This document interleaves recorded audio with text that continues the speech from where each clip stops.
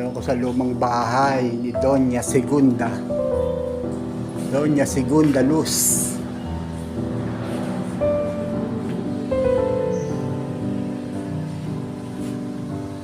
Ayan si Don Manuel Metraluz. At ito ang kanyang mga naging anak, siyam.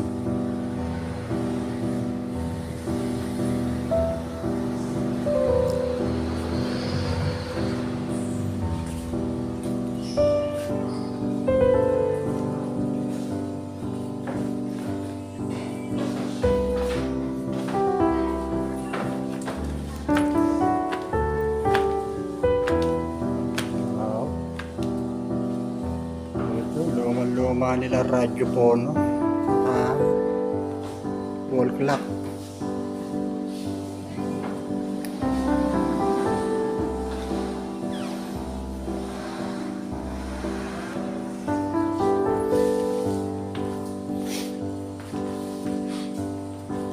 Yung kanilang istante, oh.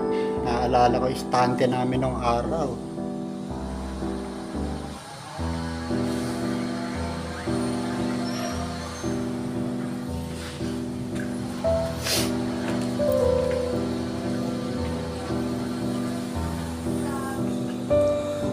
Ito yung lumang plancha ng araw. Hindi ko alam kung ano tawag dito.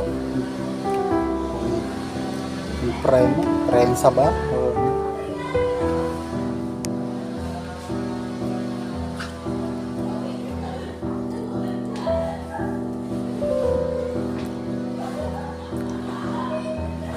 Si Doña Segunda. Ito ang kanyang opisina. Kita mo naman ang mga tabla. Nara. Oh. Lalapad ng Nara. Oh. Ito yung kanilang rocking chair. Oh. Oh, gumagalaw mag-isa. Oh. Oh.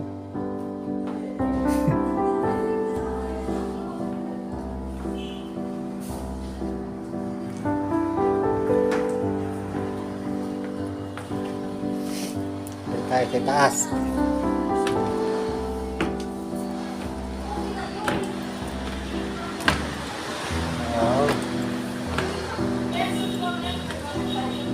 Ito yung mga panahon ng kabataan nila, oh.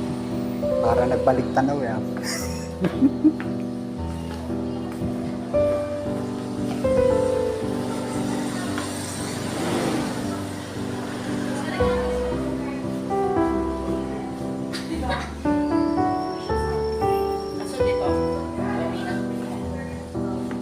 Ito yung aparador ng araw.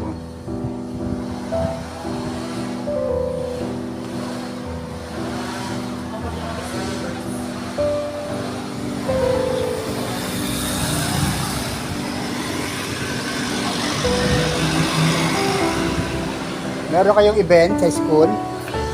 Marang gumagawa kayo ng short film. Tapos kayo ng mga costume nyo. Kayo, bagay, oh. Ano school kayo?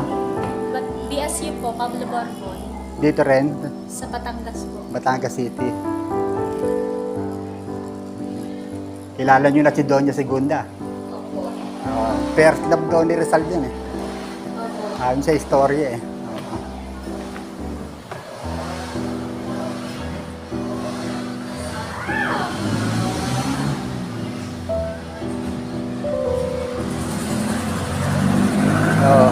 Dito ro naglalaro ng chess si Rizal. Naglalaro si Don Manuel Luz.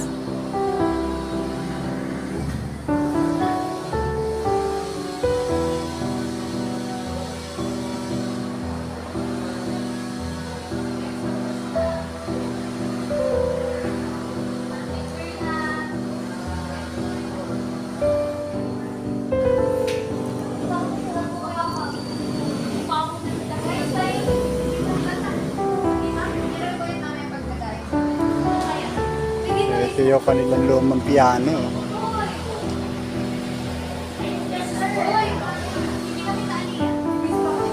Kita mo naman ang violin, 100 years old na. Pero buo pa rin. Wala lang kwerdas.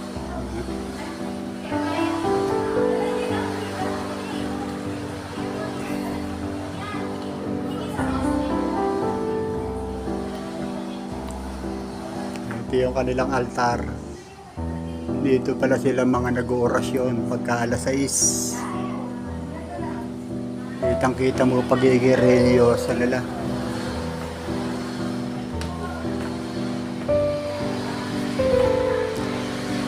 Ito raw ang kwarto ng mag-asawa. Ang ganda naman ito.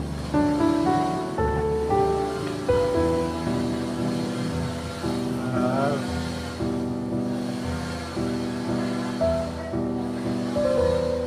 Ganda. Makina di mano. Napakahusay naman ang inventor nito. Napakatibay. Oh. Almost 100 years eh. Oh. Buo pa rin ang metal.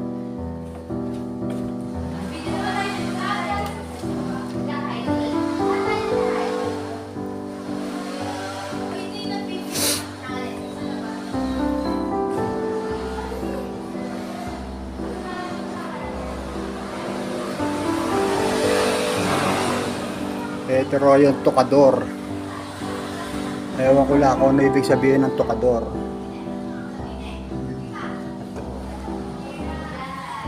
At saka almario. Almario. Lagayan doon ng mga unan. Ito butaka. Ayan yung nakikita namin sa Ilagan Isabela. Diyan sila kilalang kilala sa paggawa ng butaka.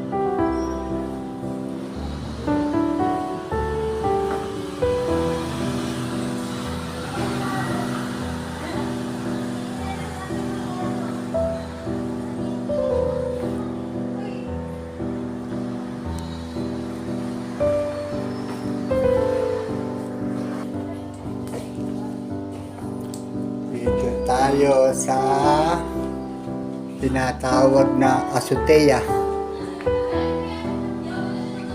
Azotea.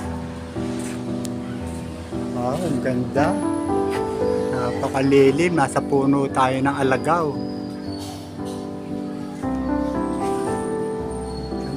Naalala ko pa yung upuan namin. Meron kami nung araw nito. Silyang bakal, garden set.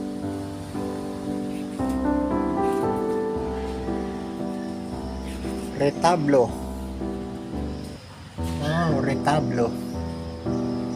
Hand-carved wood pieces usually depicting religious situation. Retablo.